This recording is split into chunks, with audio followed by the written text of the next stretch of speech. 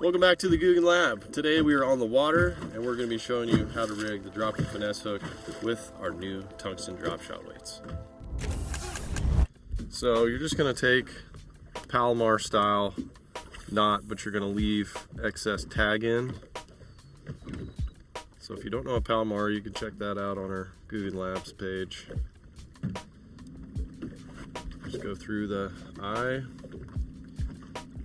Make your overhand loop and then come back through that loop that you made there. Cinch it down. And the most important part is you take your tag in. You stick it back through the eye on the top side going down. And that's going to make the hook point stand up in the water column. And that's what you want, just to give that more vertical presentation. Then on the weights have a little pinch here, so you can feed that through and just pull it, and it's going to pinch down on your line.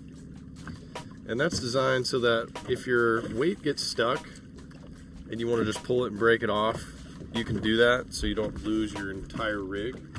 But what I've been doing out here is I'll just go ahead and I'll tie just whatever kind of knot you want to tie on the end, because we're mostly fishing sand and these reeds. There's a little bit of rock, but not enough to get caught up on.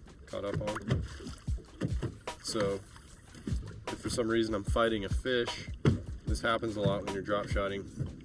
You'll fight the fish, they'll come up and they'll start shaking. You can often lose your weight when they're doing that after a few fish. So I'm just tying a little knot on here so that I don't lose my weight. If I have to break off, I get stuck, I'm breaking off the whole thing, but I'm not losing weights after every couple of fish that I catch. And then we're going to take our